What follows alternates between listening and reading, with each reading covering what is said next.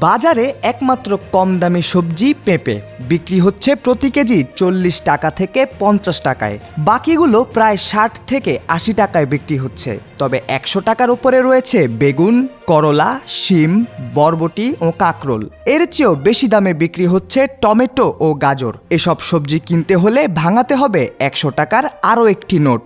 আজ শুক্রবার রাজধানীর কয়েকটি বাজার ঘুরে দেখা গেছে এমন চিত্র।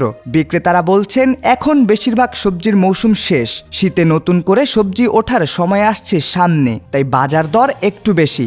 আজকের বাজারে গেলে দেখা যায় গোল বেগুন প্রতি কেজি বিক্রি হচ্ছে 100 টাকায়, লম্বা বেগুন 80 টাকা, ঝিঙা 60 টাকা, ধুন্দুল 60 টাকা, কচুরলতি 80 টাকা, চিচিঙ্গা 60 টাকা, বরবটি বিক্রি হচ্ছে 100 টাকায়, করল্লা 100 টাকা, শসা 80 টাকা, শিম 100 টাকা, কচুরমুখী 80 টাকা, ঢেঁড়স 60 টাকা, পটল 60 টাকা, মিষ্টি কুমড়া প্রতি কেজি বিক্রি হচ্ছে 60 টাকা।